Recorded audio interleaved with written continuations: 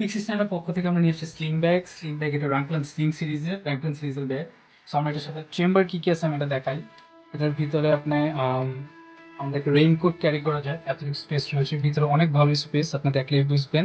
সাথে বইও রয়েছে যেটা কিনা ট্রাভেলাররা নর্মালি ক্যারি করে। তো এখানে যদি আপনি চেম্বারগুলো দেখেন, একটা বইয়ের জন্য চেম্বার হবে, এখানে আপনি আলাদা অ্যাক্সেসরিজ রাখতে পারবেন। প্লাস এখানে যদি গ্যাজেট থাকে, যেরকম মাল্টি টুল অথবা কোনো টর্চ লাইট, এখানে দুইটা ছোট ছোট চেম্বারও হবে। আর এরপরে আমি যদি আরো মুভ অন করি, উপরের সাইজে ক্যাশ ক্যারি করতে পারবেন। এটা বেসিকলি ক্যাশের জন্য দেওয়া হয়েছে, মানে বিগত বা ক্যাশ দুইটাই রাখতে পারবেন। এবং পিছনের সাইডটা আমি এখানে আসি, এখানে আমাদের ফোনের একটা চেম্বার দেওয়া হয়েছে। বেসিক্যালি সব সাইজেরই ফোন ইউজ করতে পারবেন। এটা আমার 5-6 ইঞ্চিস ফোন, তো এভাবে রাখবেন।